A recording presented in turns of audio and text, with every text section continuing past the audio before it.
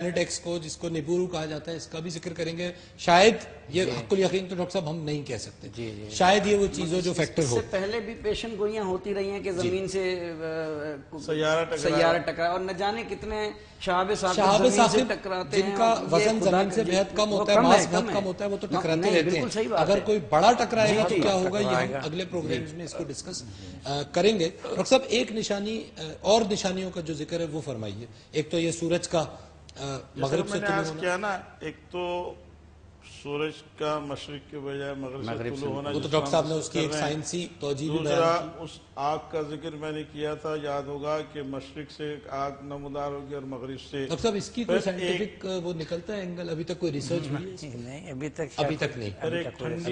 ठंडी हवा का चलना जो अहले ईमान के लिए मौत का बायस बनेगी, तो ये वो निशानियां हैं जो हमें अहले ईमान के लिए मौत का बायस, यानी एक ऐसी हवा जो जिससे सिर्फ वो लोग इंतकाल कर जाएंगे, खत्म हो जाएगी, तो वो हवा से सारे लोग ईमान वाले। एक माह तक बारिश का मुसलसल होना, ये तसलसल है इस। अच्छा, एक माह तक मुसलसल बारिश का पूरी दुनिया में? जी पूरी दुनिया में।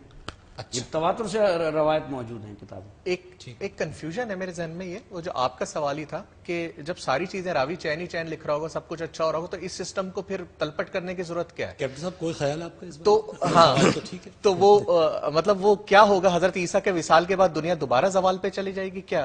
मैं ये किसी से भी पूछना चाहता हूँ। बात हमने अभी जब की थी क़यामत के बारे में, तो क़यामत का मैंने जैसे बताया कि बहुत तवील अरसा है इसका, ये हम इसका अंदाज़ा नहीं लगा सकते। हम ये समझ रहे हैं कि अभी कल आ जाएगी या 1912 में आ जाएगा, तो 1912 में क़यामत नहीं आएगी, 2012, क्योंकि ये जो अलामात हैं ये तो आई नहीं है ना, तो 1912 में कैसे आएंगे, तो क़यामत कैसे आ जाएगी। दूसरी बात ये है कि हमने जो थिएटर ऑफ ऑपरेशन बताया है इसका क़यामत के आने का, हज़रत ईसा अलैहिस्सलाम का, ये एक खित्ता जो है अमेरिका के एक स्टेट से भी छोटा है दुनिया में, और यहीं ये सारी बातें चलेंगी। पूरी दुनिया को हमने छोड़ दिया, और क़यामत तो पूरी दुनिया में आएगी, और वजूहात उसके पूरी दुनिया में होंगे, तब कहीं जाकर क़यामत आएगी। ठीक है, ठीक है। माशरे में देखें अलामातें, जब क़यामत की तरफ जाते हैं तो गिना की आवाज़ें गूंज रही हैं, लड़के लड़कियों वाला लिबास पहन रहे हैं, ठीक है, माशरे में बेहयाई आम है, बेहिजाबी आम है, खौफ खुदा दुनिया से अब भी खत्म हो गया, टोटल तो नहीं हो सकता।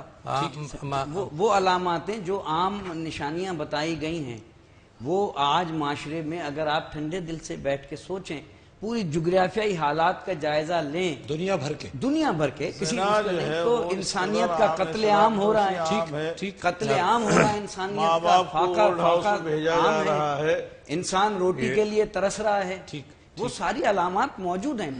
बाकी हतमी अलामात जैसे मैंने अर्ज की कि वो अभी होना है, जो अभी नहीं हुई हैं, बाकी अगर आप उसको पैरामीटर में देखेंगे तो वो आपको सारी अलामात सामने बेहद मशकूर हूँ तमाम शुरुकाए गुफ्तगू का। और नाज़रीन, हमने आज अपने इस चौथे प्रोग्राम में, हम पिछले 3 प्रोग्राम्स से और आज के दिन तक क़यामत की निशानियों के हवाले से गुफ्तगू करते आ रहे हैं, और हमने जिस तफसील में मुमकिन था, मज़ाहिब की रोशनी में भी, अक्ल इंसानी की रोशनी में भी, हमने जानने की कोशिश की है कि क़यामत की निशानियां क्या हैं। और बेसिकली बहुत सी बातें ऐसी हैं जो अभी जो अलामात हैं वो ज़हूर पजीर नहीं हुई हैं, बहुत सी अलामात सुग़रा ऐसी हैं जो हमें दुनिया में इस वक्त होती हुई नज़र आ रही हैं।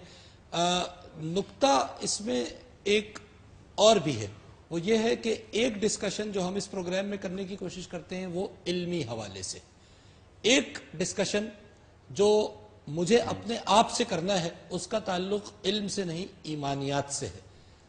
जब ये सब कुछ हमारे सामने आ गया इस प्रोग्राम से, और इस तरह की हजारों दूसरी डेटा की सोर्सेज से, जिसमें किताबें भी मौजूद हैं, जिसमें सूफिया कराम की रिवायात भी मौजूद हैं, जिसमें उलमा की तफासिर भी मौजूद हैं, जिसमें इंटरनेट पर मौजूद मवाद भी मौजूद है, हम क्या इन तमाम चीज़ों के लिए और उस दिन के लिए जिसको क़यामत कहा जाता है अपने आप को तैयार भी कर रहे हैं, या सिर्फ इल्मी तौर पर हम अपनी इल्मियत का पेट भरने के लिए ये तमाम गुफ्तगू सुनते हैं और उसके बाद उन्हीं मशागिल में मसरूफ़ हो जाते हैं कि जिनमें हम इस गुफ्तगू को सुनने से پہلے موجود تھے. یہ وہ لمحہ فکریہ ہے کہ جس پہ ہمیں اس طرح کی کسی ڈسکشن کو, کسی ڈیٹا کو, کسی علم کو حاصل کرنے کے بعد اپنے آپ پہ, اپنے اندر غور کرنا چاہیے ہے.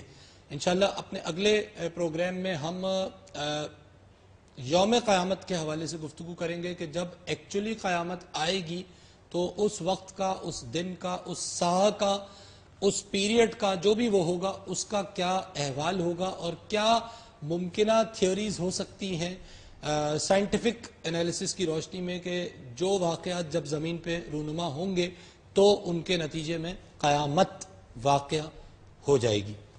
اجازت دیجیے. اللہ حافظ.